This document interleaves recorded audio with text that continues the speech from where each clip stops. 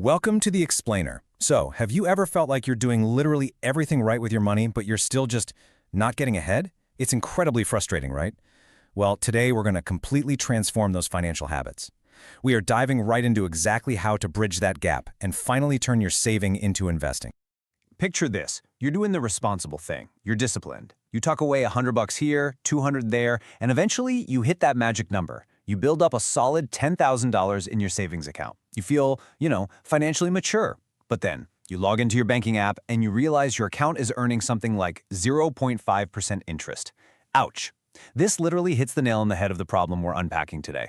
Think about it. After an entire year of strict discipline, your 10 grand has earned you a measly $50. $50. All while you're hearing everyone else hype up compound growth and index funds. It kind of makes you wonder, wait, am I doing this all wrong? In this explainer, we've got a clear roadmap to take you from stagnant savings to wealth-building investments. We're looking at the savings illusion, the power of compounding, overcoming the fear factor, the step-by-step investing path, and finally, navigating market volatility. Let's get right into it. Part 1. The savings illusion, and why saving alone just isn't enough. Here's the harsh truth. Saving money alone is almost never going to make you wealthy. Don't get me wrong, saving is absolutely crucial, but it's not the end game. It's really just step one. To wrap our heads around this, we need to create a mental wall between saving and investing because they have two totally different jobs. Saving is your safety money. Its whole purpose is to protect what you already have. It just sits there. It's super safe and it's ready the exact second you need it.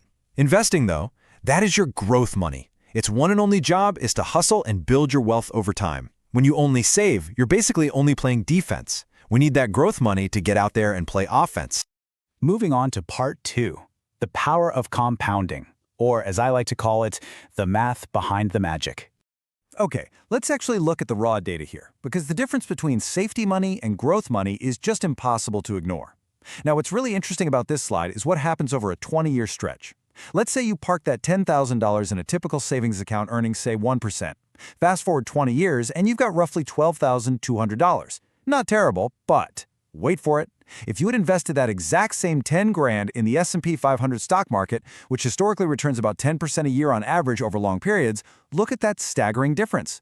Your 10,000 balloons to roughly $67,000. It's the exact same starting cash, but a wildly different universe. You see, the biggest wealth gap out there usually isn't between savers and spenders, it's between people who save and people who invest.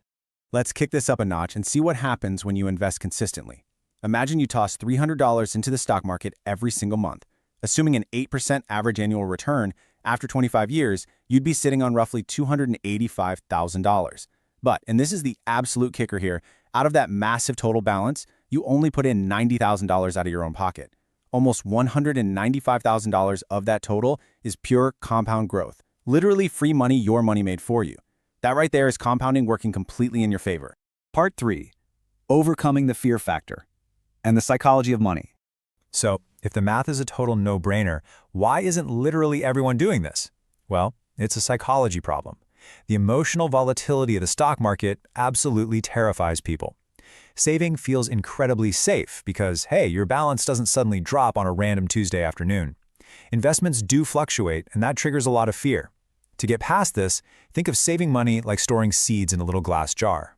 Are you protecting them? Absolutely. They're totally safe. But absolutely nothing will ever grow in that jar. Investing is like taking those same seeds and finally planting them in the soil. At first, it's just a pile of dirt. It's messy, you don't see results right away, and honestly, it feels a little uncomfortable. But we have to accept that temporary messiness, because over time, things grow, and eventually, you get a harvest that is massively bigger than the seeds you started with. All right, Part 4, the step-by-step investing path. Here is your action plan.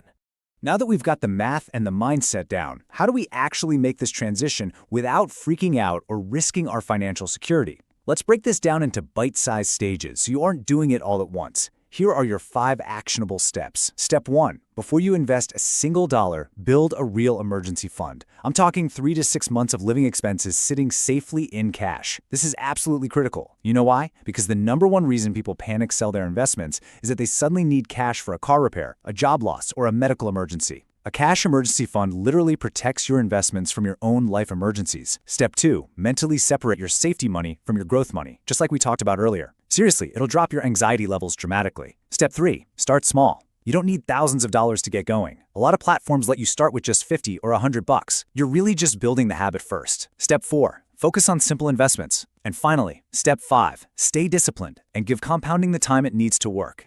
Actually, let's zoom in on step 4 for a quick second. Beginners constantly make this massive mistake of jumping straight into super complicated strategies, right? Day trading, options, crypto speculation.